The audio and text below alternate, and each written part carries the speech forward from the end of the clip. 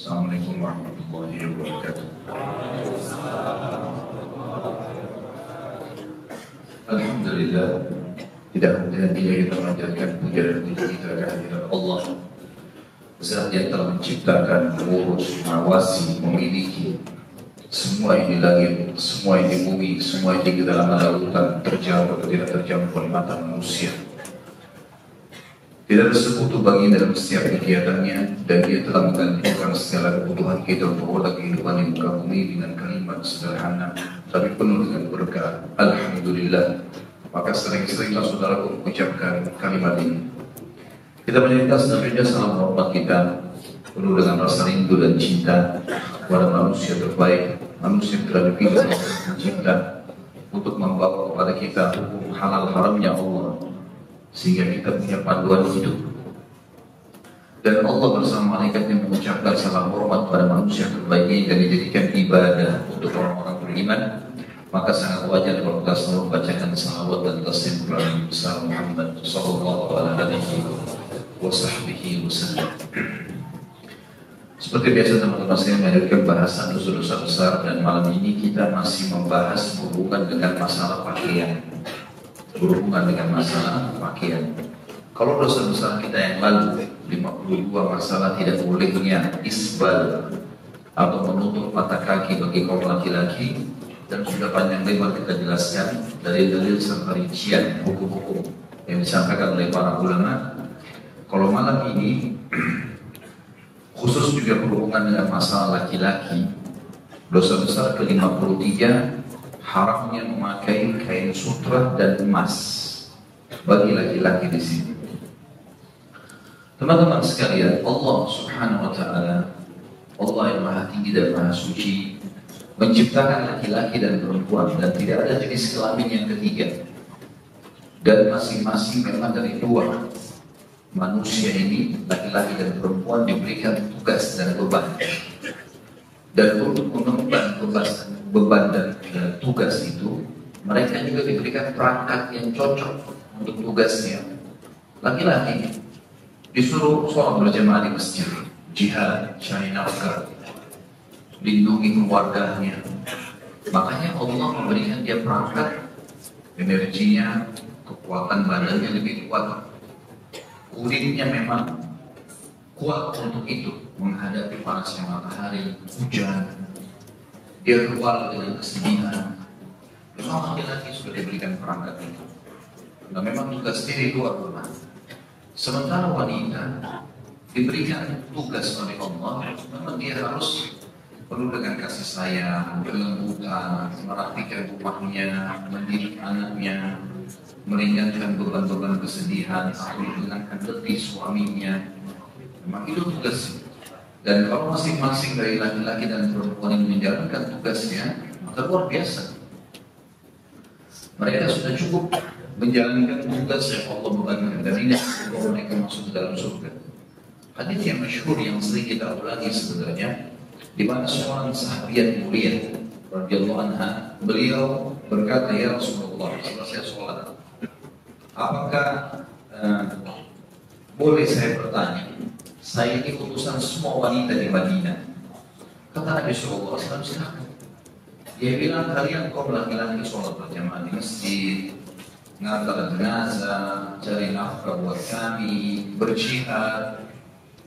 Sementara kami kaum wanita mengurus rumah kalian, mengurus anak-anak kalian, membersihkan rumah kalian, menjadi tempat syahwat kalian,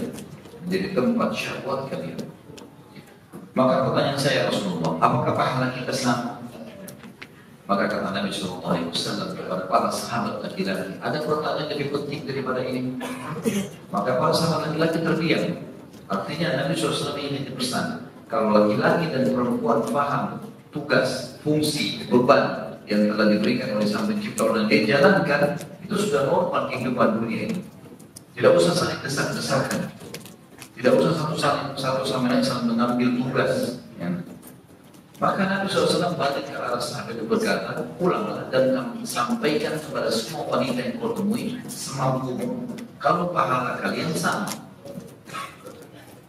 Ini juga untuk menjalankan tugas masing-masing. Saya kira tadi ada perangkat-perangkatnya. Dari hal yang kecil, dari hal yang kecil. Seperti misalnya masalah perawatan kulit, masalah menggunakan pakaian. Di antaranya pada malam ini sedang kita bahas. Laki-laki, kita teman-teman sekalian memiliki kulit yang berbeda dengan perempuan. Ketebalannya sudah berbeda. Mungkin banyak laki-laki yang tumbuh bulu di kulitnya karena adanya hormon di situ dan seterusnya. Maka jenis kulit ini juga tidak cocok untuk beberapa benda-benda yang memang dikhususkan untuk wanita, di antaranya emas dan sutra. Gak bisa memang karena sutra terlalu lembut. Maka kalau digunakan malah tidak cocok bagi laki-laki, malah tidak cocok dan bermasalah bagi dia, malah bermasalah. Sebagian ulama mengatakan pengaruhnya sangat besar. Siapa yang biasa menggunakan sutra dari laki-laki dipastikan sifat kejantanannya akan beralih ke betina. Baik, itu betul. Ini menyampaikan para ulama tentang masalah itu. Karena memang tidak bisa, dia tidak bisa menggunakan itu di kulitnya. Lama-lama nanti mempengaruhi gerakan-gerakannya. Kalau orang pakai sutra, perempuan memang wajar, dia lembut, dia memulai wajar. Kalau laki-laki berubah jadi gitu, jadi tanda tanya. Jadi asing di masyarakat nanti. Begitu pula dengan emas. Dan saudara penelitian, kalau kita cari informasi di internet sangat luar biasa banyaknya. Tapi penelitian yang sudah sangat banyak, laki-laki nggak bisa menggunakan emas di kulitnya. Berpengaruh pada darah-darahnya bisa mengumpal lah, banyak pengaruh pada urat-urat sarafnya. Beda dengan kaum wanita, justru cocok untuk kulit mereka. Ini memang fitrah Allah Subhanahu wa Ta'ala ciptakan seperti itu. Dan Allah sudah menyebutkan di dalam Al-Quran, kalau di saat laki-laki protes, kenapa laki-laki nggak boleh pakai emas, nggak boleh pakai sutra? Allah Subhanahu wa Ta'ala sudah sebutkan dalam Al-Quran surah An-Nisa, A'udzubillahi minasyaitonir rajim wa la tatamannaw ma faddala bihi ba'dahu 'ala ba'd lirrijali nasibun mimma iktasabu wa lin-nisa'i nasibun mimma iktasabu wassallallahu min fadli al-ayat. Dan janganlah kalian hai kaum laki-laki dan kaum perempuan saling cemburu satu sama yang lain. Gak bisa laki-laki cemburu, kenapa perempuan bisa hamil, saya gak bisa. Kenapa dia haid, dia ribut sholat, saya enggak. Sama juga perempuan begitu protes, kenapa laki-laki boleh melakukan ini dan itu, gitu kan? Dapat warisan dua, kenapa dia bisa begini dan bisa begitu. Allah bilang jangan saling cemburu satu sama yang lain. Karena Allah sudah ciptakan masing-masing dan diberikan tugas, fungsi, beban dan juga apapun yang perangkat untuk itu. Laki-laki memiliki bagian dan tugas yang sudah diberikan, perempuan juga begitu. Dan minta kepada Allah karunia-Nya, tapi minta surga, minta rezeki. Ya. Tapi jangan sampai melampaui tugas masing-masing. Teman-teman sekalian, sebagian ulama merincikan tentang masalah sutra. Kalau sutra itu memang betul-betul sutra asli, makanya tidak boleh sama sekali. Tapi kalau dia hanya dinamakan sutra saja, berbeda. Seperti ada sutra yang kasar misalnya, cuma namanya saja dinamakan sutra ini, sutra itu. Tapi dia bukan sutra asli, tidak masuk dalam makanan. Tapi kalau yang asli lembut ini memang berbahaya sekali bagi laki-laki. Dan ulama membuka pintu, satu-satunya pintu dia bisa memakainya hanya kalau terkena penyakit gatal di kulit. Karena ini telah terjadi kepada sahabat. Beliau pernah kemudian beliau mengatakan kepada Nabi SAW, ya Rasulullah, kalau saya pakai kain biasa, bukan sutra, maka setiap saat luka saya ini selalu berdarah. Itu yang penuh dengan luka. Boleh nggak saya pakai sampai saya sembuh saja? Maka Nabi SAW membolehkannya pada saat itu. Karena ada kasus pengobatan. Ya. Tapi ini memang pengecualian. Tidak semua hal yang haram kemudian bisa dipakai untuk pengobatan. Tapi karena ada dalil mengkhususkan masalah ini pada agama, berarti memang dibolehkan. Gitu. Tapi tidak bisa ditarik kepada semua keadaan. Seperti misalnya Nabi SAW, Allah tidak menjadikan kesembuhan kalian pada hal yang diharamkan. Jadi kalau ada dokter bilang kamu gak bisa sembuh kecuali minum alkohol, gak bisa, ya, haram. Di sini sutra yang kita katakan boleh dipakai kalau ada penyakit kulit gatal dan berbahaya kalau dia tidak menggunakan kain yang lembut. Maka berarti di sini ada pintu celah dibolehkan. Walaupun ulama mengatakan di zaman sekarang dengan fasilitas yang luar biasa, kecanggihan teknologi, maka sudah bisa dibuat di pabrik-pabrik kain-kain yang menyerupai lembutnya sutra dan tidak harus sutra, dan ini jadi halal. Begitu pula dengan emas, teman-teman sekalian. Semua jenis emas bagi laki-laki tidak boleh mutlak. Jangan coba-coba masuk ke zona itu. Bahkan baginda Nabi SAW pernah melihat ada cincin emas di tangan seorang laki-laki, lalu beliau langsung menegurnya. Langsung Nabi SAW mengatakan, apakah kau membiarkan, apakah sesuatu kalian membiarkan api neraka di tangannya? Lalu kemudian dia membuang emas itu. Dalam riwayat lain dikatakan Nabi SAW menggunakan kayu untuk memindahkannya, tidak memegang langsung. Tidak memegang langsung. Jadi di sini sampai pada tingkat Nabi SAW tidak mau pegang teman-teman emas itu. Sampai pada tingkat itu, apalagi memakainya. Termasuk teman-teman di sini laki-laki misal kalau memberikan cincin istrinya emas misal, jangan dia coba di tangannya, dihindari. Walaupun cuma coba, tidak usah. Karena memang ini larangannya sangat tegas masalahnya, tidak boleh main-main, walaupun hanya coba. Tinggal pertanyaan bagaimana dengan penjual emas? Karena dia yang transaksi, dia yang jual gitu ya. Sebagian ulama mengatakan ya kalau memang jadi itu dagangan dia dan dia memang bukan memakainya, juga akan jadi fitnah kalau perempuan yang jual, maka itu dibolehkan. Itu pun dia setiap hari berhadapan dengan makruh yang menyentuh paling tidak. Karena Nabi SAW tidak menyentuh emas yang pernah jatuh dan beliau menggunakan kayu yang beliau pakai tongkatnya untuk memindahkannya. Menggunakan pakaian, teman-teman sekalian, termasuk di sini juga masalah tidak boleh pakai cincin perkawinan ya. Ini sudah saya jelaskan, kalau di YouTube ada di mahkota pengantin, kita nggak perlu menyerupai orang-orang kafir. Kalau mau nikah harus tukar cincin, nah ini itu emas, ini nggak boleh. Haram dalam Islam. Dan orang-orang non-muslim perlu kita tahu semua perilaku mereka, teman-teman. Semua perilaku mereka itu pasti berhubungan dengan masalah keyakinan. Umumnya ini, seperti masalah kasus mereka menggunakan cincin, tukar cincin kalau menikah. Kenapa? Karena di negara-negara mereka kalau orang pakai cincin baru ketahuan, oh ini orang sudah menikah. Isyaratnya di situ. Kalau kita nggak ada hubungannya, nggak pakai cincin, pakai cincin karena hubungannya dia sudah nikah, dia sudah akan nikah, kita disuruh iklankan sudah cukup. Nggak ada hubungan sama sekali. Dan perselingkuhan tidak terjadi bukan karena cincin, tapi karena keimanan seseorang. Dan itu keyakinan mereka. Tidak boleh kita ikut-ikutan, ya. Tidak boleh kita ikut-ikutan. Tapi kalau misal teman-teman di sini menikah, kemudian dia memberikan hadiah sebagai mahar cincin emas, itu boleh sih, tidak ada masalah. Tapi jangan dia ikut pakai, ataupun dia beli, kemudian dijadikan simpanan. Nah, saya nggak pakai, saya cuma simpan, sama saja. Berarti milik dia. Hindari semua itu. Intinya yang berhubungan dengan itu hindari. Satu hal lagi di sini, ulama mengatakan dan yang dimaksud di sini emas yang dilarang adalah emas perhiasan. Emas perhiasan. Dan ulama mengeluarkan emas selain perhiasan. Emas murni misalnya, kayak emas batangan itu keluar. Itu dihitung harta. Enggak dilarang di sini. Dilarangnya karena perhiasan. Karena memang terbukti banyak sekali sahabat, di antaranya sahabat sebelumnya, Abu Bakar, Umar, Utsman, Ali, Talha, Zubair, banyak yang kaya raya, Abdurrahman bin Auf, mereka pada saat meninggal ditemukan banyak sekali emas di gudang mereka yang dibagi kepada ahli warisnya. Jadi emas itu bukan perhiasan, tapi emas itu dalam bentuk harta. Kalau kita mungkin sekarang emas batangan itu tidak ada masalah. Seseorang menyimpannya, dia investasi itu tidak ada masalah.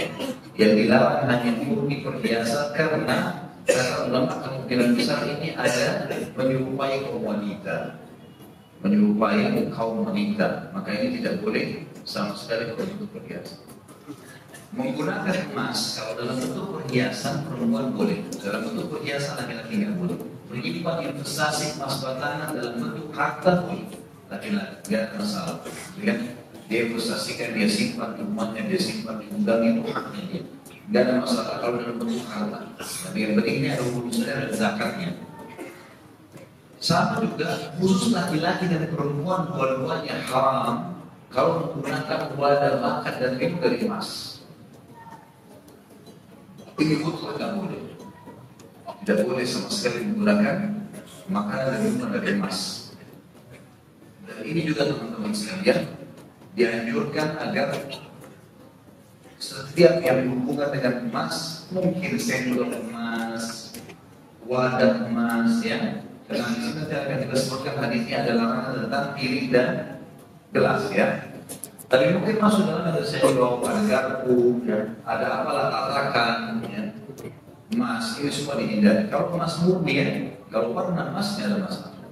Kalau warnanya saja warna murni emas tidak ada masalah. Tapi di sini kita bicara tentang wadahnya. Semua ini dianjurkan agar jangan sampai masuk ke dalam tubuh. Sampai ulama mengatakan apapun yang dihubungkan dengan emas, seperti sekarang saya dengar ada dengan perkembangan teknologi ada beberapa kosmetik yang digunakan untuk emas atau dari emas, ada campuran emas, sehingga itu memang dimasukkan ke dalam dilakukan ibadah dan seterusnya menjadikan masker. Ini jadi tanda tanya oleh para ulama karena wanita boleh menggunakan dalam bentuk perhiasan tapi tidak boleh memasukkan ke dalam tubuhnya. Kalau dia gunakan sebagai masker mungkin kemudian apa saja ada campuran emasnya itu bisa meresap ke dalam tubuh. Meresap ke dalam tubuh larangan bagi laki-laki dan perempuan. Tidak dibolehkan karena makan dan minum di dalam wadah maksudnya adalah jangan sampai makanan minuman tersentuh dengan wadah emas lalu masuk ke tubuh kalian. Ini yang dilarang. Baik. Ada hukum yang lain teman-teman sekalian. Kalau seandainya ada orang pakai emas atau sutra di dunia, laki-laki kita bicara, bukan perempuan ya. Laki-laki sekarang dia pakai. Kalau dia tidak tahu hukumnya, semoga Allah maafkan insya Allah. Kita bicara sekarang antum ini sudah dengar, sudah tahu. Kalau tetap ada orang motor pakai, kemudian dia meninggal tidak sempat taubat, apa kira-kira ganjarannya? Ada yang tahu? Hah? Siapa yang tahu? Saya kasih buku deh. Hah? Buku besar. Siapa yang tahu? Apa ganjarannya? Bentar, yang angkat tangan saja. Tidak akan pakai sutra di akhirat kelak. Tidak akan pakai di akhirat, betul maksud. Kasih. Lupa. Dibaca ya. Bayang kalau nggak dibaca saya kasih syarat, saya ambil kembali.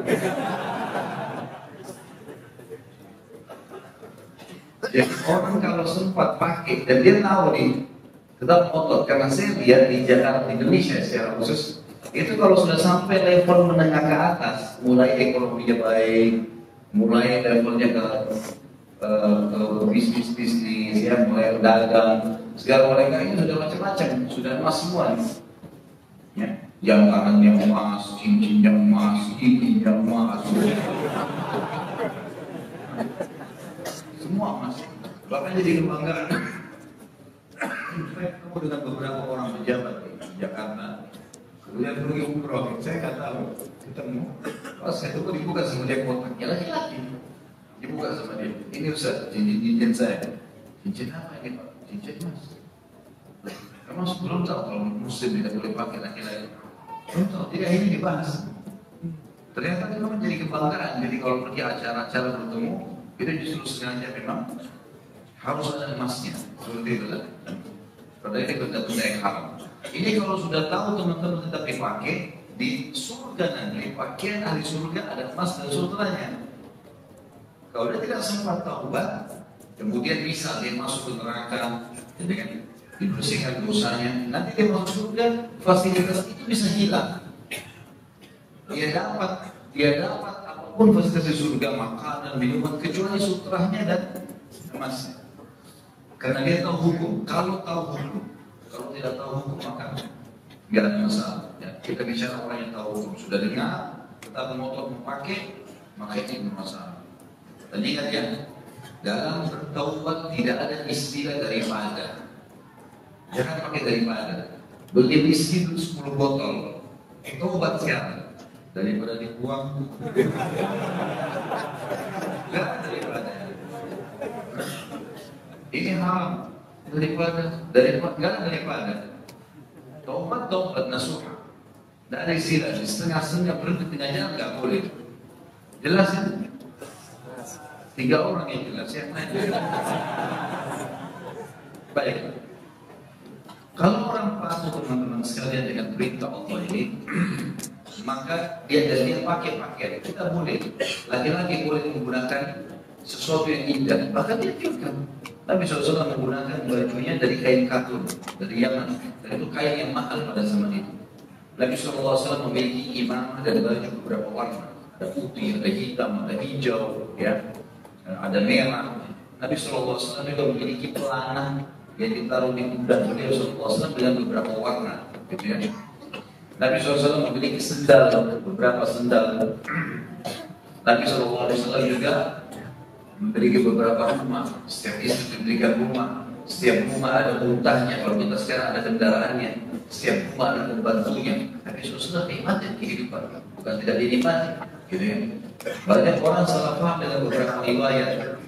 Kalau Nabi SAW yang pernah dikatakan oleh Umar bin Khattab, saya masuk ke rumah Nabi, saya tidak temukan kecuali beberapa perangkat kebutuhan, maka ini bukan berarti Nabi SAW miskin, tetapi pemahamannya adalah Nabi SAW hidup sederhana, gitu kan? Dan memang kita sebagai seorang Muslim harus mendahulukan kebutuhan, bukan keinginan. Ya, teman-teman sekarang harus mulai dari sekarang ke depan. Yang kita lakukan kalau beli sesuatu itu karena kebutuhan, bukan karena keinginan. Kalau keinginan kita ikuti tidak bakal selesai. Tidak ada ujung-ujungnya. Sekarang kita makan karena kebutuhan, tahu tubuh kita butuh. Lapar ada, rasa kita makan untuk menghilangkan lapar itu kebutuhan ada. Kalau orang ikuti keinginan, di sini sudah makan bakso 2 piring, di sana ada lagi coba enak makan lagi, baru makan lagi. Ini karena keinginan, gak selesai. Jadi harus berusaha dengan kebutuhan di sini supaya bisa baik, ya. Artinya kita boleh nikmati, tidak boleh berlebihan, tidak boleh berhitungan, ya. Ini kita di tengah-tengah berada. Orang yang mematuhi ini, maka dia mendapatkan pahala. Dan ingat, kalau antum pakai pakaian, ya, pakai kendaraan, apa saja yang kita pakai pada dunia ini, di rumah, meja makan, segala macam, kita niat karena ingin menikmati nikmat yang sedang Allah berikan, berpahala di sini. Dia akan jadi mubah kalau kita hanya karena punya duit lalu beli, hanya mubah. Tapi kalau kita niatkan dalam niat saja, dialihkan kalau ini kita nikmati karena Allah menyuruh saya menikmati nikmatnya, dapat pahala. Ada hadis sahih riwayat Abu Dawud, kata Nabi SAW, Inna Allah yuhibbu an yara athara ni'amihi 'ala 'abdihi. Allah suka sekali melihat bekas nikmatnya pada hambanya. Jadi kita boleh perlihatkan kepada Allah Subhanahu wa taala. Kita tahu setiap ke masjid kita disuruh pakai yang terbaik. A'udzubillahi minasyaitonir rajim. Ya bani Adam khudhu zinatakum 'inda kulli masjid. Hai anak Adam, ambil perhiasan terindah menuju ke masjid. Apapun yang terbaik lakukan untuk ke masjid. Kita disuruh berpakaian yang rapi, bersih dan seterusnya. Tapi ingat, jangan sampai melanggar apa yang dilarang. Dan kalau orang melakukannya, memakai pakaian-pakaian ini semua menikmati batas karena memang dia tahu perintah Allah, dia niatkan ke situ, maka dapat pahala. Allah berfirman dalam surah Al-A'raf ayat 26, ini dari pertama diangkat oleh Imam Al-Dhahri rahimahullah, wa libasut taqwa dzalika khair, dan pakaian takwa itu jauh lebih baik. Ulama merincikan tentang masalah pakaian takwa, mereka mengatakan pakaian yang menutup aurat, pakaian yang menjauhi warna syuhrah, pakaian yang menjauhi penyerupaan terhadap lawan jenis, larangan semuanya. Dan juga pakaian yang dibeli dari sumber halal, juga masuk dalamnya adalah tidak menyerupai pakaian orang-orang kafir. Tentang masalah sutra dan emas, dari pertama adalah hadis Bukhari Muslim, hadis Bukhari dalam kitab Libas, nomornya 5834, dan Imam Muslim dalam kitab Libas nomor hadisnya 2073. Kata baginda Nabi SAW, man labisal harira fi dunya lam yalbasu fil akhirah. Barang siapa memakai kain sutra di dunia, maka dia tidak akan memakainya kelak di akhirat. Apa maknanya tadi? Kalau orang masuk dalam surga nanti, dia tidak sempat tobat di dunia, fasilitas surga semua didapatkan kecuali itu. Khusus ini saja, gitu kan? Kemudian hadis yang lain di dalam riwayat Imam Bukhari dalam lafaz yang lain, dan ini Imam Bukhari sebutkan dalam kitab Libas nomor 5835. Satu hadis setelah hadis yang tadi. Kata Nabi SAW, Inna yalbasul harira fid dunya man la khalaqa lahu fil akhirah. Sesungguhnya yang mengenakan sutra di dunia hanya orang-orang yang tidak akan mendapatkan bagian kebaikannya di akhirat. Jadi dia akan kehilangan fasilitas itu di surga. Ini rugi. Karena fasilitas di surga itu abadi. Artinya dia kehilangan abadi. Kenapa? Hanya karena mau pakai di dunia. Kok kita masih bisa pakai yang lain, gitu ya? Kita masih bisa tinggalkan. Kalau kita misalnya tidak pakai emas, laki-laki itu tidak pakai sutra, kemudian sakit, bukan bermasalah itu lah. Tapi ini tidak sama sekali.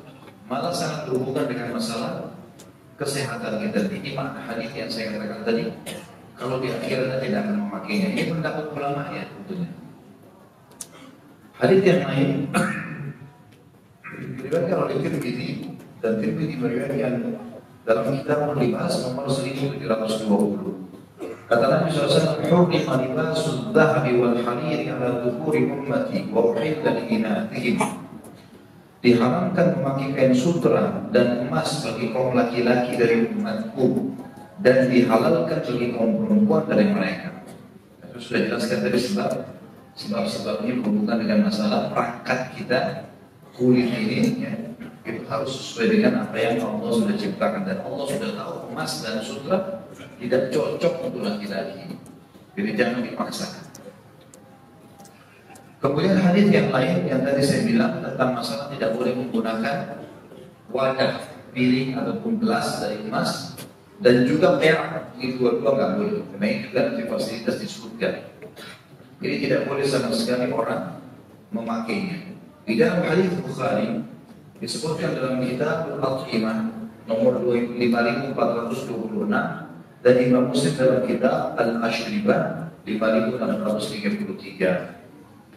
Hudzaifah radhiyallahu anhu berkata, "Nahana Nabi sallallahu alaihi wasallam an nashraba fi aniyati adh-dhahabi wal fiddati wa an na'kula fiha wa an nufsil hariri wad dibaji wa an najlisa 'alaihi."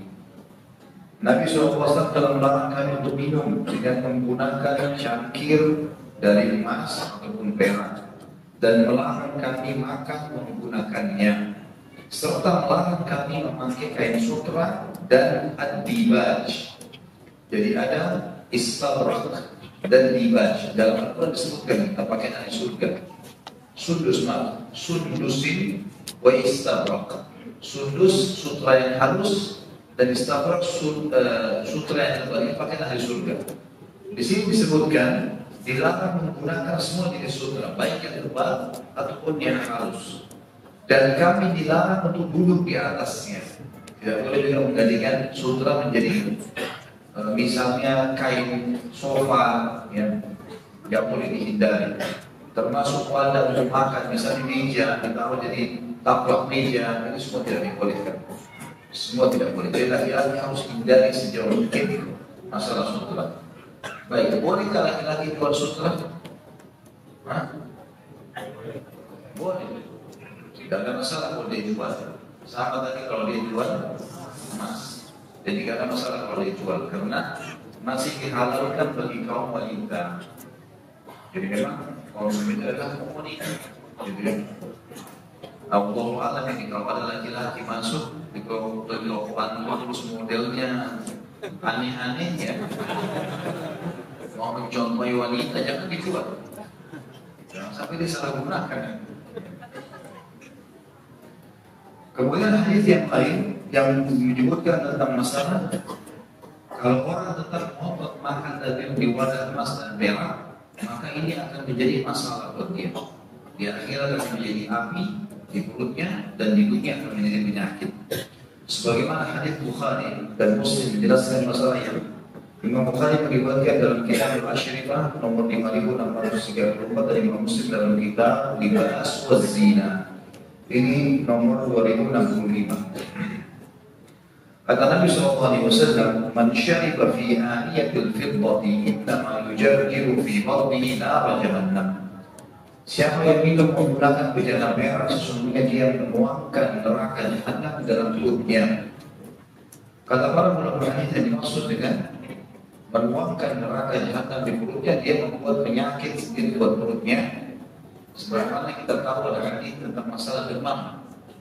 Kata Nabi SAW, ya, demam itu dari panasnya neraka, diinginkanlah dengan air. Berarti di sini teman-teman sekalian ada hubungannya dengan masalah neraka. Yang maksud dengan hadis ini akan dia seperti menuangkan api neraka di perutnya, artinya dia membuat panasnya neraka masuk ke perutnya. Memang ada reaksi. Sebagaimana juga hadis tentang masalah musim panas dan musim dingin. Dalam hadis sahih Nabi SAW mengatakan neraka mengeluh kepada Allah tentang sebagiannya mengganggu sebagian yang lain. Maka Allah Subhanahu wa taala mengizinkan neraka untuk bernafas dua musim, dua kali. Dan itulah yang dia temukan di musim panas yang sangat panas dan di musim dingin yang sangat dingin. Itu karena hembusan nafas api neraka. Dan itu hadis sahih sudah saya sebutkan di bahasan Rasulullah SAW tentang surga dan neraka. Jadi memang ada connect antara kita dengan neraka sekarang, antara kita dengan surga sekarang. Jadi contoh tadi tentang masalah hadis demam, menandakan itu demam panasnya dari api neraka diinginkan dengan air, gitu kan? Kalau masalah surga juga banyak hadis, ya. Banyak hadis. Sebagaimana Nabi SAW mengatakan suku surga merindukan ya, Ali, Ammar, gitu kan, dan Bilal.